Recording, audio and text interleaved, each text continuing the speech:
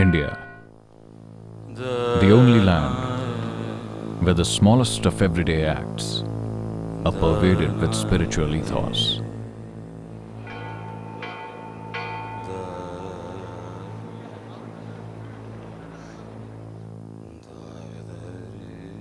This is a land and culture which has for thousands of years nurtured yogis, siddhas, and realized beings.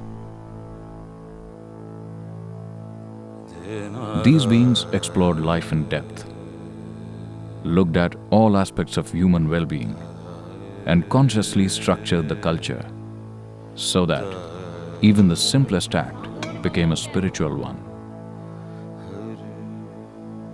Spirituality has stayed alive and flourished for so many centuries in India because these beings created spaces and temples where they invested their knowing.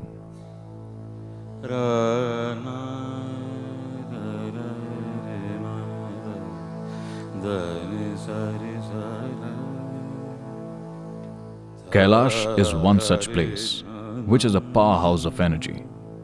The first being to store his knowing in an energy form here was the Adi Yogi Shiva himself. Though they are thronged by worshippers, the ancient temples were originally built not as places of worship, but as powerful energy centers which allowed people to transform themselves in a very deep way.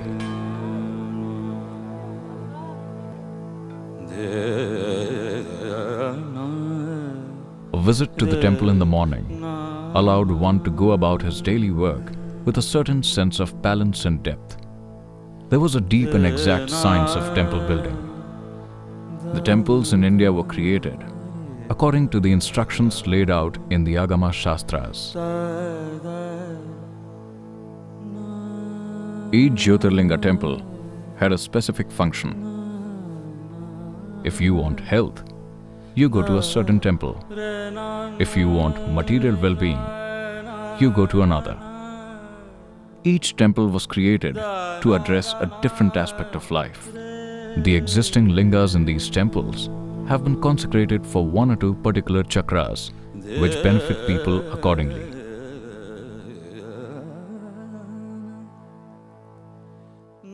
But many enlightened beings down the ages dreamed of a temple that held a linga with all 7 chakras fully energized, a Dhyanalinga temple. Of all the temples, this is the most complex to create, and so difficult is the task that it never happened. The closest attempt to consecrate such a Dhyanalinga took place almost 1,000 years ago in Bhojpur in Madhya Pradesh. But the consecration process could not be completed.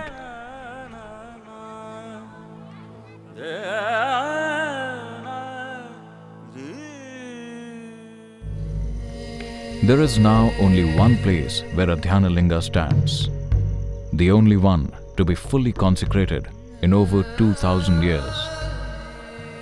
The Veliangiri mountains are known as the Kailash of the south because they have been the abode of countless siddhas, seers and sages since time immemorial. Shiva himself is said to have spent time in these mountains.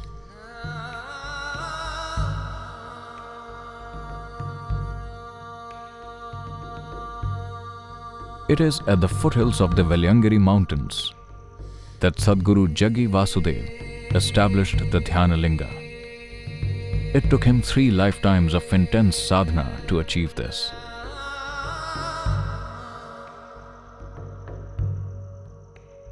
The consecration of Dhyanalinga involved an intense process of prana pratishtha which spanned over 3 years.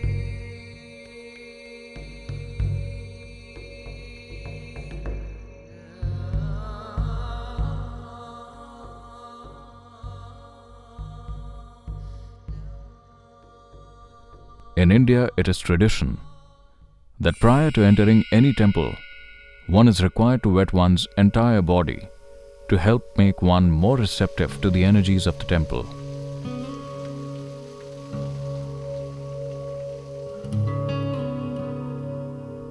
The Tirth Kund is a subterranean tank with a solidified mercury lingam immersed in water.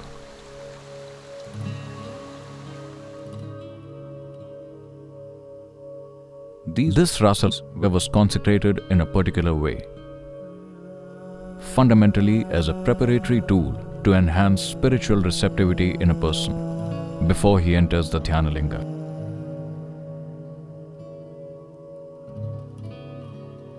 The Tirth Kund's energy-soaked water has an uplifting effect on the physical body in terms of health and well-being, and stabilizes the pranic imbalances in a person.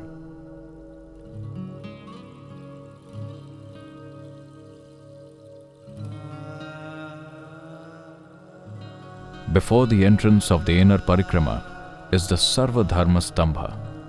Symbols of all the major religions of the world are inscribed on three sides of the stambha. A welcome that goes beyond religious divides. To reach the open pathway, the inner parikrama, one must climb 3 steps. The unusual height of the steps forces the visitor to press the soles of his feet onto the pebbled surface of these steps, which in turn activates certain nerve centers in the body, a preparation of the system to make it more receptive to the energies of the Dhyanalinga.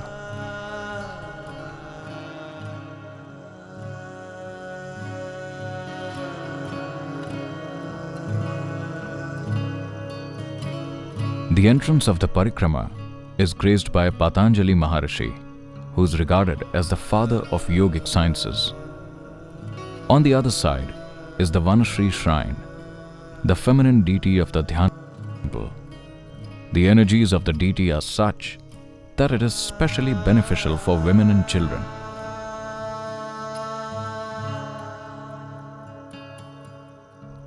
The 6 panels on the approach depict moments from the lives of 6 South Indian sages who reached the peak of consciousness through their devotion to the divine.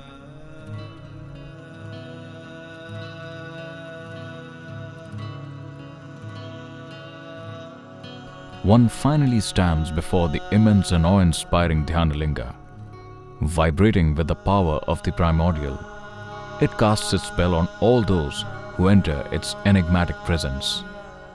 There is no other such linga in the world. It is Sadguru's wish that all the be allowed directly into the Garbhagriha, or the Sanctum Sanctorum, a rare privilege. In Sanskrit, Dhyana means meditation, Linga means form. Here, sitting silently for a few minutes within the sphere of the Dhyanalinga is enough to make even those unaware of meditation experience a deep state of meditativeness. Being in the presence of the Dhyanalinga offers a person the rare privilege and the intimacy of being with a guru. With all 7 chakras energized to the very peak, it touches one in a different dimension, sowing the seed of spiritual liberation in a person.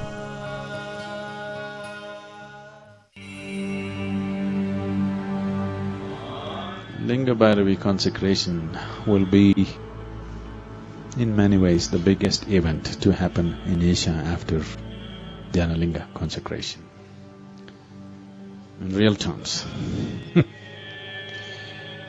I'm saying real terms because that's my essential work. Dhyanalinga is complete by itself, but putting a proper, appropriate, feminine counter to him is an essential part. If you transform mud into food, we call this agriculture. If you make food into flesh and bone, we call this digestion, integration. If you can make this flesh, or even a stone, or even an empty space, into a divine possibility, that is called consecration.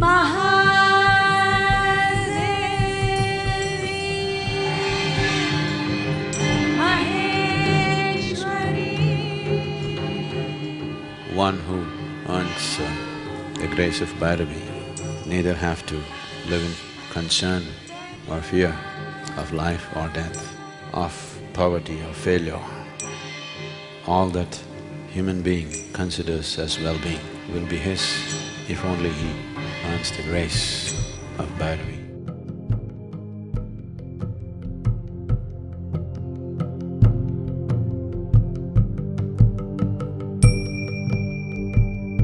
Consecration essentially means to make a physical space reverberate with a non-physical dimension of energy. In a way, that's what you are. This body is a physical thing, but right now it's reverberating with a non-physical dimension of energy, otherwise it cannot be alive for a moment. Only because that which is the source of life is throbbing.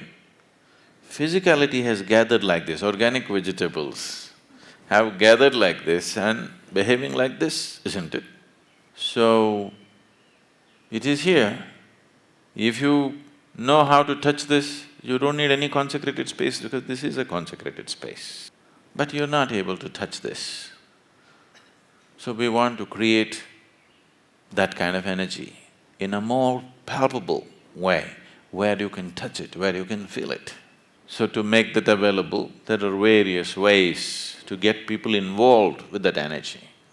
Right now, whatever you try to do with this, you get involved with your body, you get involved, entangled with your mind and your emotions. You don't get involved with that dimension of energy within this, which is non-physical and which is the basis of all physicality here. Wherever you see, you get involved and entangled with creation, but you're unable to see that which is the basis of creation. So consecration is the science of bringing that forth in such a way that it's palpable, that you can almost touch it. So we want to make it so palpable that you can feel it in the air that you breathe, it hits you. It's more than any kind of drug or drink you would have seen, because it is the drug. You just walk in and you don't know what hits you, boom, you're right there, just walking, and you don't know what hits you. It's just like it takes you over. So is this some magic? It's not magic. It is science, the way modern scientists are incapable of perceiving, unfortunately.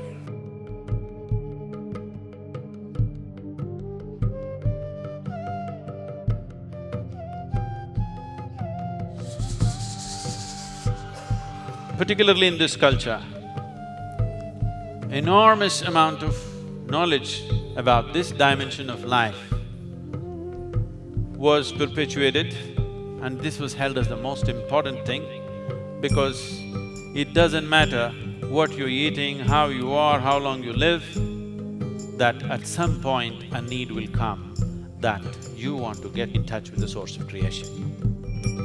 And if that possibility is not created across the planet, if that possibility is not available to every human being who seeks, then that society has failed to provide true well-being for a human being. If we create this kind of supports in the society, it need not be attached to any particular religion. If you consecrate every home, every street, every city on the planet, you will see the way people function will change dramatically. Dhyanalinga is going to be only one. We cannot recreate it. What has gone into it is too much to make it again.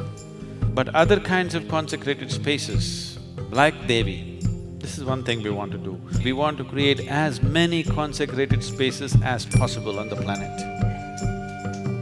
either in the form of Devi or in any other form.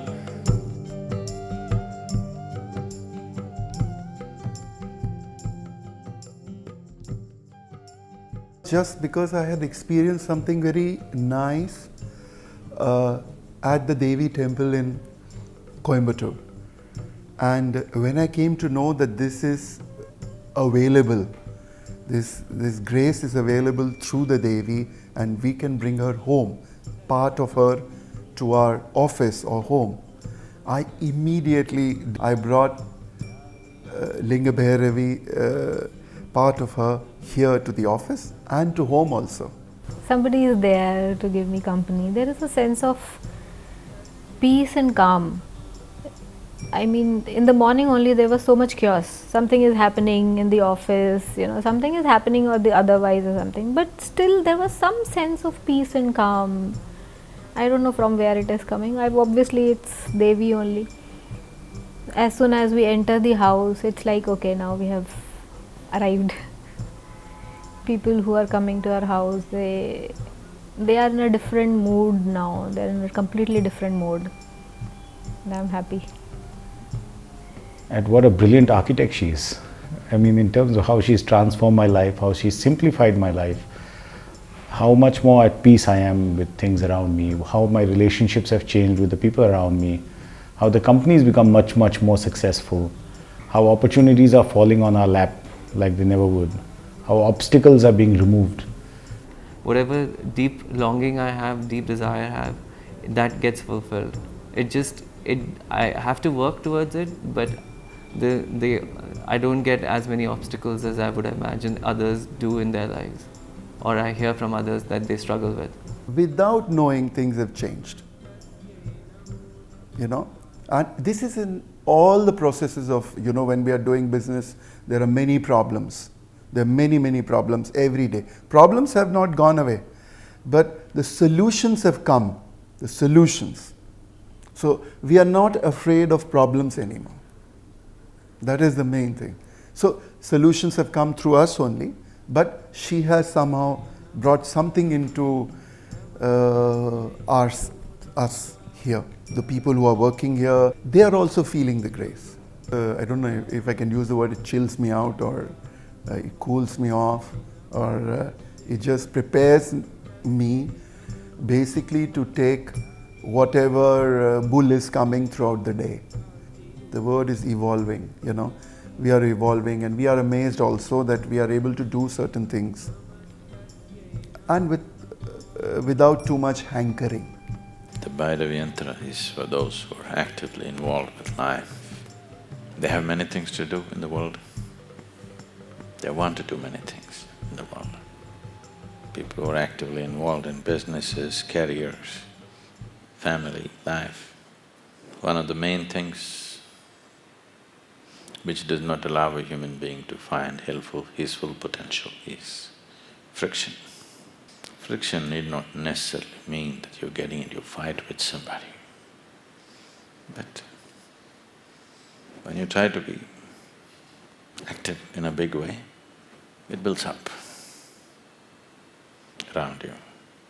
So to be able to keep the friction levels low determines how far you will endure. If the friction increases, you will want to stay away from activity, or you get into one big mess. It does not matter how important a certain goal is for you. If every day when you step out and try to do something, friction is coming, slowly you will develop an aversion to that very dear goal of yours in your life. Most human beings, I would say 80% of the human beings have hugely curtailed the possibility of what they could do in their lives simply because they cannot deal with the friction that they naturally generate when they get briskly into activity. So they curtail their lives and keep it very small and protected. They think that's a smart way to deal. It's not a very smart way to deal, because instead of bringing lubrication, you're keeping the engine off. That's not a good thing. If your engine is making funny noises, what it needs is lubrication, not to be kept in the garage forever. Then the very purpose of why it is here is lost. So Devi and all the forms, different types of yantras available with regard to Devi is about that, to bring grace in such a way that you can take up things and do things and you still do not get into friction. her grace will take care of that. It is Sadhguru's vision that every man, woman and child should live in a consecrated space.